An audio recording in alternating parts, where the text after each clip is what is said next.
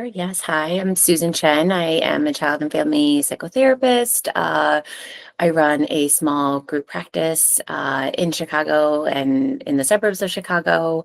Um, yeah, and we work a lot with families that are going through transitions, like welcoming a baby. I work a lot with moms who are kind of understanding that transition in the immediacy and also like years after becoming a mother, because sometimes I think it becomes apparent how big the transition was only in hindsight Mm, for a lot of moms. So I'm happy to be with you and to chat about what can happen between inside the system, between the couple, how much it changes the dynamics. Um, absolutely. So, I guess the first question will definitely roll us into this conversation, but many couples feel surprised by how many changes occur after the baby comes. Can you let us know just a few of the struggles that they may face? mhm. Yeah, I mean, I think welcoming another being into the world is such a massive transition because you're going from two subjectivities to three, Mm, right? And it's a very vulnerable, right? It's a baby who needs so much and who can't say what they need. And so there's just, I think, this intersection of um, yeah, almost like panic sometimes because, people are adjusting each partner, the partner, if a partner gave birth or if a couple is adopting, right? There's so many adjustments that are happening. Um, and just one of the biggest things I think I see is like how it can feel hard to what used to be just fine to balance between a partnership between a couple can feel hard to figure out with a third that needs so much mm, how to balance the needs of the baby, how to balance the needs of maybe a mom who's recovering physically, emotionally, hormonally, how to not forget about the other parent who also is in a transition whether or not they birthed the baby. Um so I think it's so unique to each system, truly, I think. But I think just that piece of like how to hold all the needs can become like the thing that kind of gets tossed into the air and like the pieces fall where they may. And I think that's where a lot of I think the disconnect and the feelings that maybe are hurt or angry can stem from. It's just how do we hold three versus two? Um, yeah, so it sounds like there's just like so many needs that don't understand each other too, in a yeah, way. Yeah, right. It's like, how could any partner, again, whether you're the partner giving birth, whether you're adopting, whether you're the non-birthing partner, how can anybody know how it's going to impact you, right? For a mother going through birth, like, how do you know how you're going to feel once the baby comes? There's no way to know. And there's no way to know what kind of baby comes. Like, do you have a baby who's really calm and chill? Do you have a baby who is in the NICU? And that's another layer of trauma and uncertainty? Is it a baby who's more fussy and needs to be held a lot? There's just almost like, as much as our brains love to have a way to plan, right? This is how we'll do it. I think the part about becoming a parent or becoming a system of three versus two is that there's so much that we don't get to know beforehand. Mm. And so I often think that is the hard piece. I can definitely like relate to that as well. So, yeah. Yes. What would be some like misunderstandings or expectations that often create tension between new partners? I think again, sort of like going back to sort of like who's going to tend to what need for who, right? Is the expectation that, you know, the partner, that the mother is going to stay up all night with the baby? Is the other partner going to sleep? Like, who's Mhm. going to help? Who's going to hold? Who's going to be in charge? Does the other parent get time off or not? I think so many misunderstandings can come with maybe expectations that aren't talked about really clearly ahead of time. Like, I see a lot of families where like the mother will say something again in hindsight, like a year or two down the road. I really just thought he would understand that like I couldn't do it by myself. And I had this like this fantasy that we'd be sharing the night shifts. Mm, Right. And then if and a lot of it I think comes from like how we grew up and what we were told about how our parents raised us. So if the other partner was like, oh, well, in my household, the dad just slept and didn't do that much, he might not with malice, but just kind of like, because that's what he knows, assume that the mother's going to do it all. And I think that can create a lot of misunderstanding. If you aren't sort of talking ahead of time about what the hopes are and what the wishes are. And like, if you've got a week off or a month off, how are we going to structure that time? Um, and also, I just don't think that there's a lot of space often societally for moms to talk about what they might need after or what might be helpful. Like, I think sometimes there's this unspoken expectation that we should do it all. And Mhm. it almost it feels like if we ask for help, like, is it okay if I ask you to take a night shift or two? Right. So I even feel like that thing, if it isn't talked about openly, can get tricky because then I think one parent starts to feel resentful. Why can't I ask? I'm so tired. I haven't slept. I feel a little out of my mind, right? Because I'm so tired, which is so understandable. Um, Yeah, absolutely. So, how can a mom fit in those conversations with her partner? What would be your recommendation? yeah, well, I just think if there is a way, and again, this is all ideally, and so if we're thinking about beforehand, I think if there is a way to and I think it's especially hard, like, when you're having your first baby and you don't like, I know I have 2 kids, and I know, like, when I was pregnant with my second, I had a lot like, in my mind, it was much clearer what I was going to need, and I was a Mm. lot more upfront with my husband about, like, when this baby comes, here's gonna be the things that I need, and here's how I'm gonna need your support. I don't need X and Y, I need A and B. But I only knew that because I had gone it through one time before, and so I think it's hard when we're going through it the first time to know what we're gonna need, but I think beginning the conversation ahead of time to say, like, "How will we talk about the division of labor? How will we talk about who's resting and who's on? How are we gonna talk about if one person is feeling tired and needs a break?"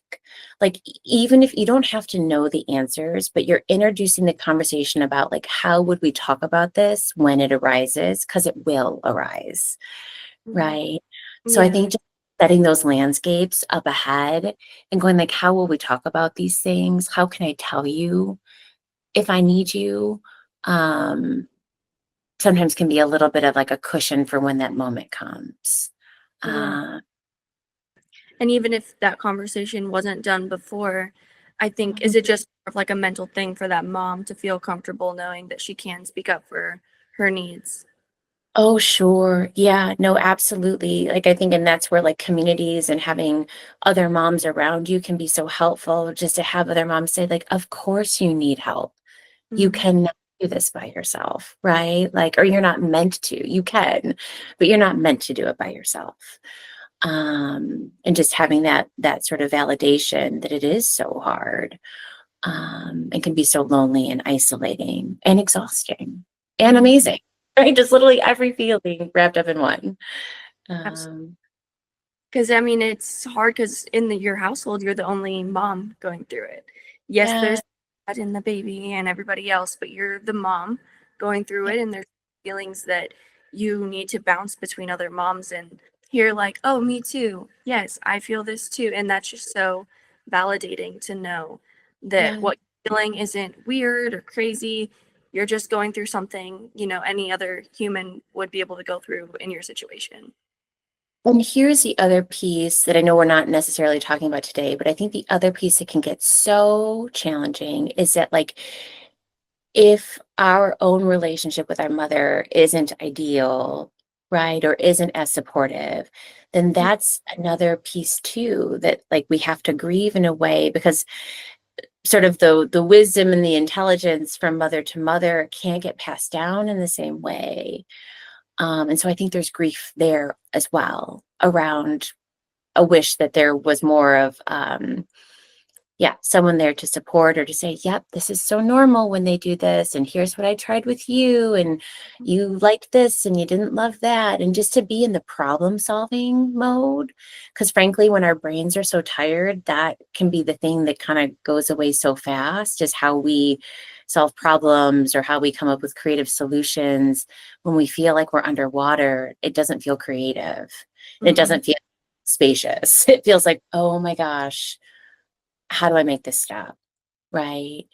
And so if we don't have a mother around us that is offering that kind of love and support, that can also be hard. And then, yes, if we don't have friends that are mothers or aunts or, maybe sisters or something that did it before us, it can be very isolating, and Mhm. hard to know what is normal to feel. And I think so often what I see is that mothers internalize it. Oh, like this is feeling hard. It shouldn't feel this way.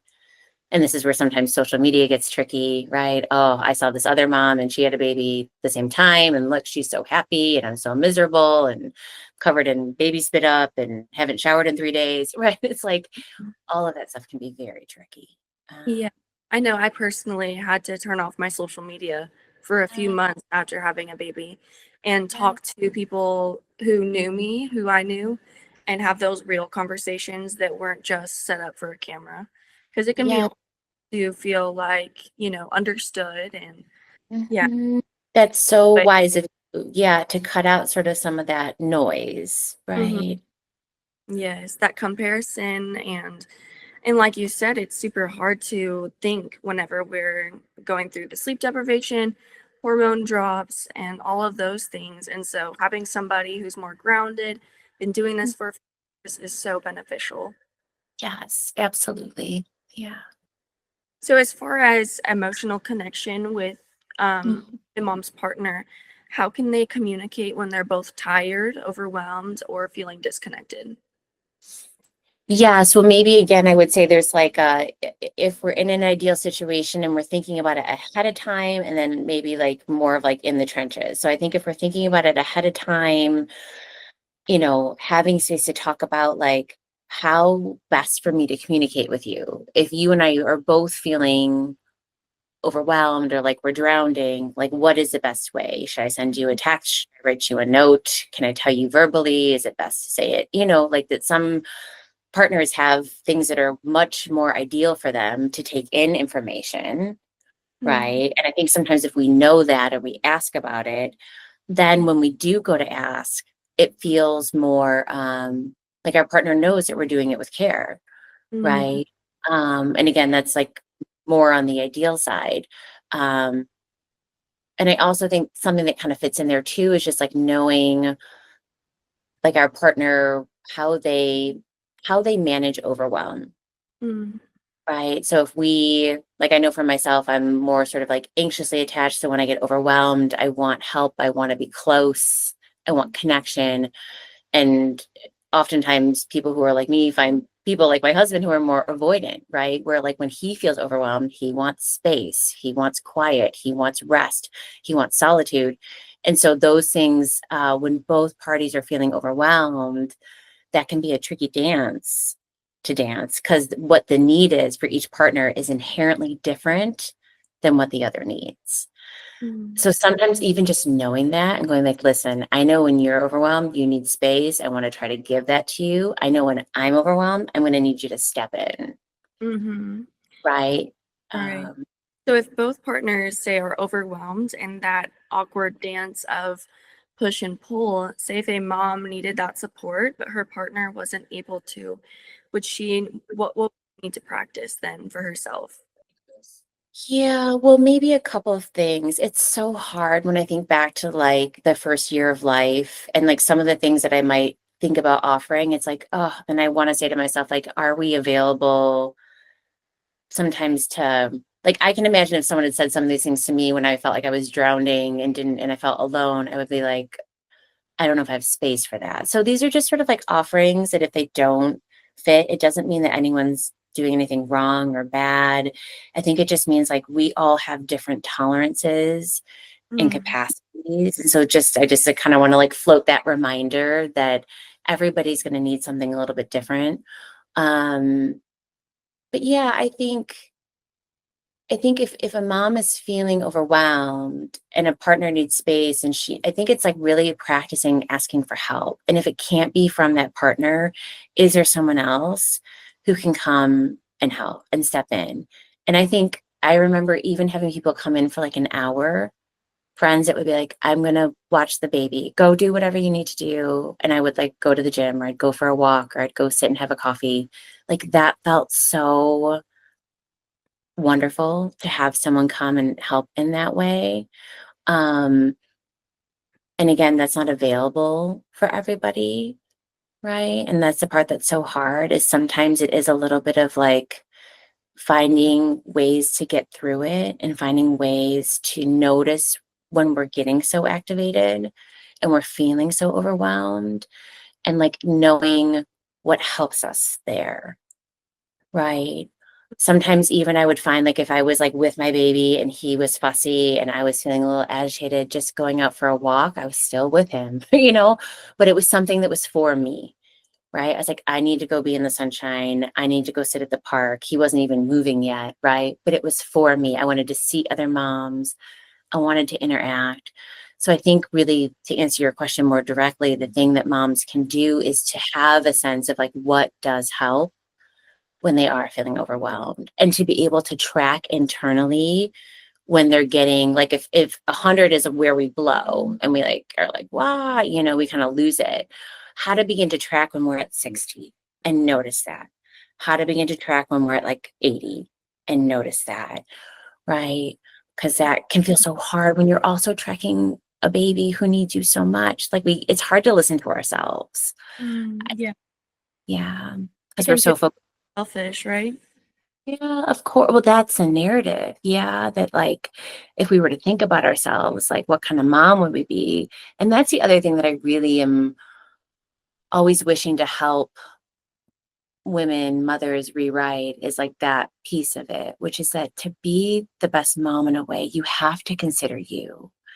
You have to consider you. You have to have space for you. Our children will feel our overwhelm if we don't have any space for us. Like that comes out of us in a certain way too, energetically. But yes, absolutely, that's a narrative and a story that I think so many moms carry. Absolutely. And just kind of going to that belief and realizing that it's not true. Like our kids need us to feel okay, and it's not selfish. It's necessary. Well, and even like a lot of the measures that look at like overall outcomes for kids and their happiness and how much that's directly correlated with maternal happiness, Mm-hmm. right? And so Yeah. kids grow up in households with moms that feel content and happy. They do better. Um, I have my little clock in the background. Sorry. okay. The Yeah, I think that, I mean, I think that's just such an important truth that moms need to hold on to. And so I guess here's another like discontent that moms might feel is whenever one partner might return to quote unquote normal life, say Mm, work, their hobbies, or maybe they can go to the gym easier, hang out with friends easier. What would you say yes. that feels like her life has changed so much and her partners kind of went back to normal? Yes. Well, I think the first thing that comes to mind is that there's so much grief wrapped up in that. Like just the idea that multiple things can exist simultaneously, that we can be so happy or feel so lucky that our baby's here and that they're with us. And also we can like really miss that version of us that got to have more freedom and didn't feel tied down, that's so natural, and how to hold both of those things. And then of course, if we see a partner who's going out and doing regular old same old stuff, like that is going to activate that part of us that wishes, to have some of those same permissions.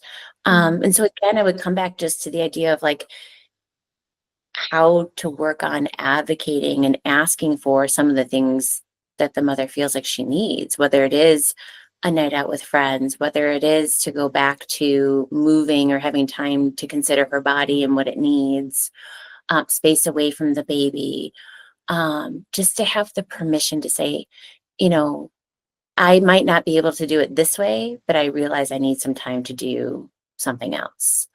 And like maybe also talking to the partner about, again, not shaming them for if they want to go back to normal life, but just saying like, I'm realizing that when you go out with your friends and you have a really normal night, I'm both really happy for you that you get to do that.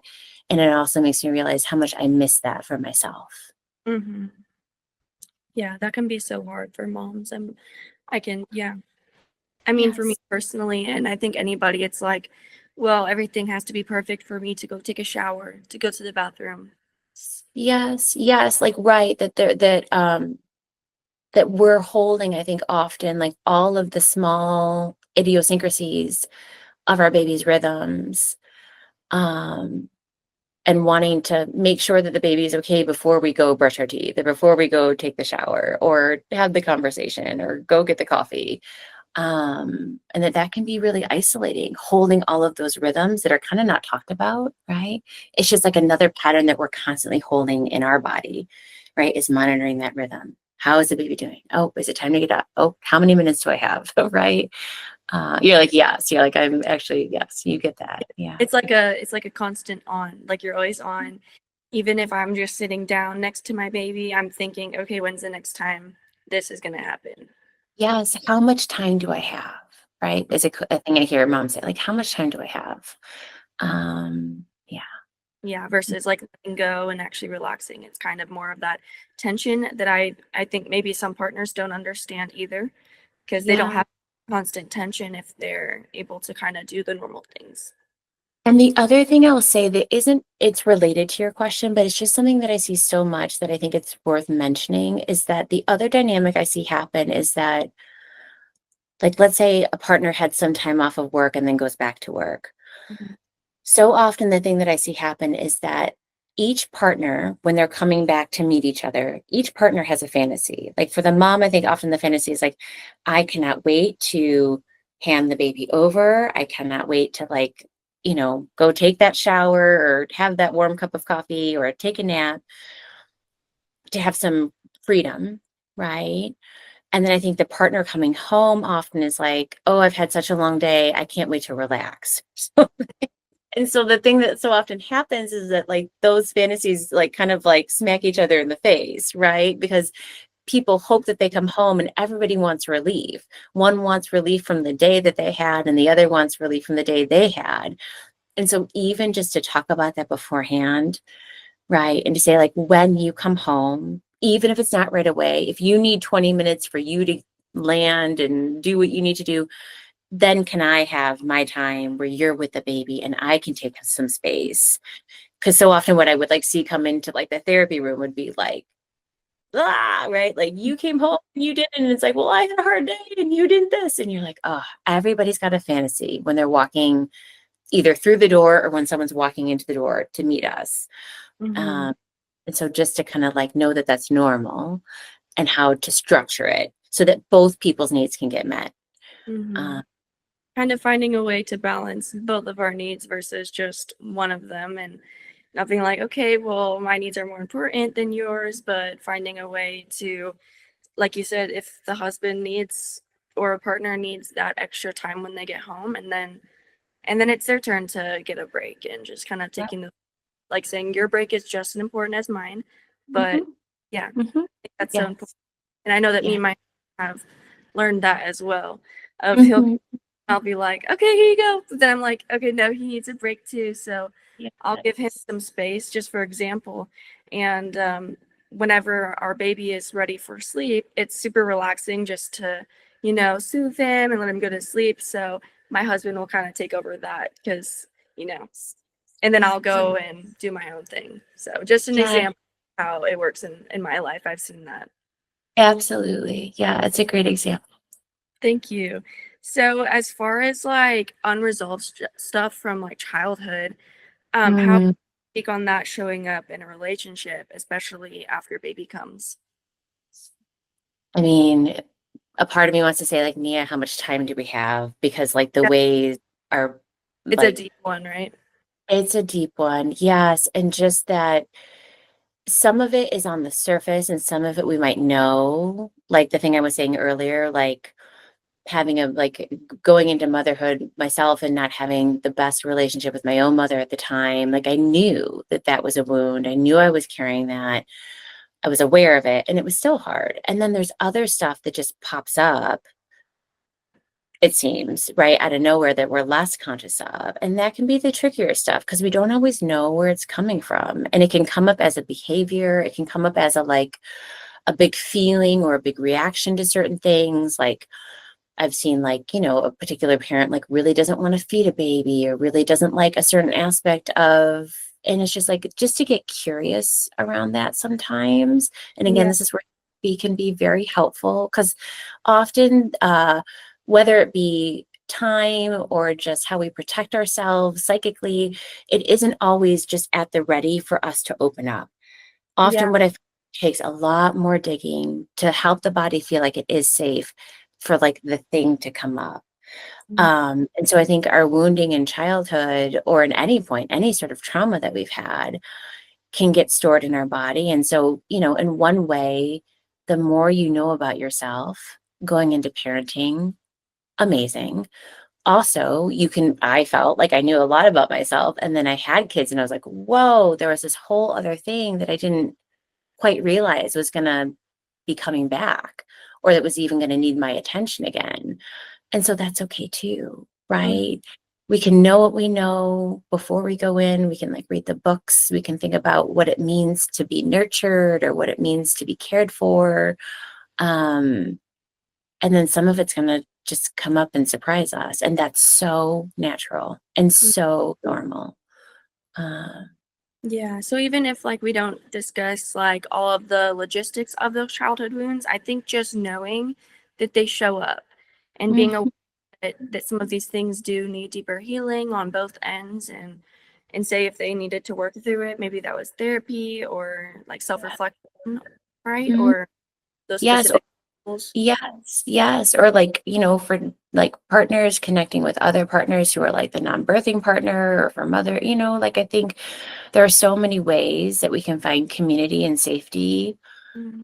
to figure out what's going on and to figure out and just to know that it doesn't mean that you're a bad parent, right? Mhm. That this happens to everyone to some extent, right? Where something, because it's just such a vulnerable time. And so much they talk about that the brain, one of the big sort of reconfigurations of the brain is in going into parenting. It's Mhm. such a massive shift. And so again, it's sort of all of our stuff kind of gets tossed up into the air and we're like, wait, why am I so mad about this? And so it's just so normal for it to feel hard, or to feel discombobulating or to feel overwhelming, on the logistical level because there's that third entity, and also on the internal level because we're completely reorganizing Mhm. ourselves psychically, relationally. Um, yeah. Absolutely. And I know we're running a little bit short on time here, but if we could talk to the mom about, maybe if you had any realistic practices or something she can do or her and her husband can do to connect a little bit deeper, Mhm. emotionally, and just building that relationship after baby. Yes. Well, I really think about just the simple things because I think in a time that has so much, it has to be simple to work. And so Yeah. I just even think about we used to do a family walk, and a family walk was a time where it felt good to be outside and to move, and also was a time where we could talk, and say how was your day or how was it feeling or simple things like that, where it's not necessarily always just about the logistics, who has a baby, where's the diaper, do you have a bottle, that all of that stuff. It's just finding a few minutes to sort of actually go and how are you? Hmm. A few minutes to find joy, in whatever way that feels relevant. Sometimes we would with the baby at night, just put some music on and turn some lights on and that would feel different and special. And we always used to go to a lot of concerts. So just things like that that feel like parts of our old self get to come back. Right. So I would say joy and connection are the two things. And I know that that's going to be different for every dyad, right? Hmm. Absolutely. Just finding those little moments of connection outside of the roles, or here's this role, here's this role. Let's just enjoy it together instead of focusing on the. Yes, yes. Mhm. And make an intentional practice. Like, I want to go do this with you because I want to like talk to you, right? I want us to spend time together. I love that so much. So, if conflict, and I'm so sorry, I have maybe just one or two more questions for you. Yeah. If conflict was to arise, and say moms wanted to find a way to, maybe repair with their partner, find a way back to stability, I know that might be different for everyone. Like we mentioned, different needs. This partner might need this to repair, this partner this to repair. If you were to just give a few tools or advice, what? Yeah, I mean, I think the in my mind, the biggest tool is knowing our, and I mean, attachment's a fancy word, but just like what do we need when we're in distress? And then what does our partner need? And do those align or are they asynchronous, right? Do they not match up?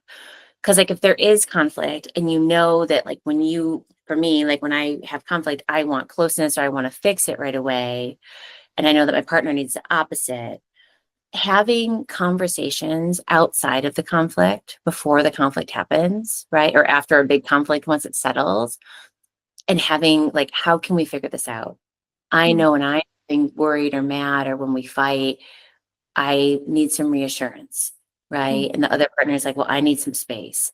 And so, like, there's been a lot of different things that when working with families, that I feel like can be helpful, whether that's just like, you know, the partner who needs space saying something like, I want to hear you. I just need a minute. And I mm, promise I'll come find you when I'm ready, mhm, right? There's a book for kids. It's called The Invisible String. It's like that same idea. It's about like, how do we keep this invisible connection even when we're not together? And so if a partner is more anxiously attached, they need a little bit of that, like, are you coming back? Are we gonna repair? Is it gonna be okay? And so mm, if the other needs space, just finding ways to say that and also take the space, mm, right?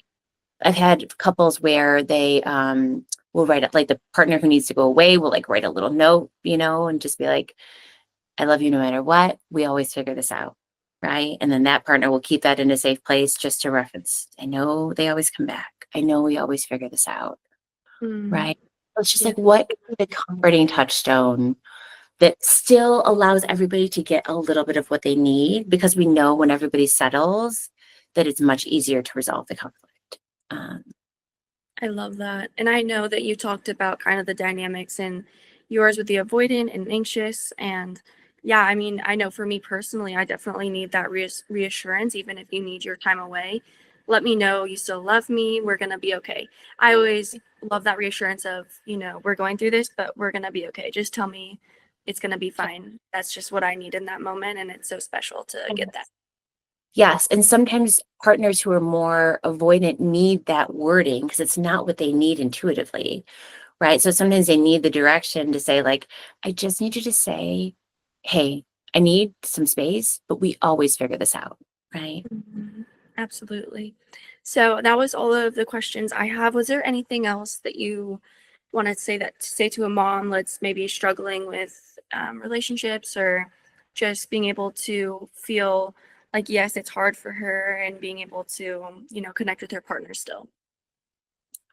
Yeah, I mean, I guess if I had to say something, it's just that like this piece, despite it feeling so hard and discombobulating and chaotic sometimes, it's just so natural. Even in systems where I feel like people have come to the table with a lot of health and a lot of wish for good things, and it's such a disruptor to the whole system. And so just to know how normal it is, and how important it is, and to get help and to feel supported. Again, that idea of like we weren't meant to do this alone. We were meant to do it in community. We're relational creatures by nature. And so the idea that like a mother should be able to give everything to a baby and then need nothing for herself just doesn't compute. Like the Hmm. math work there.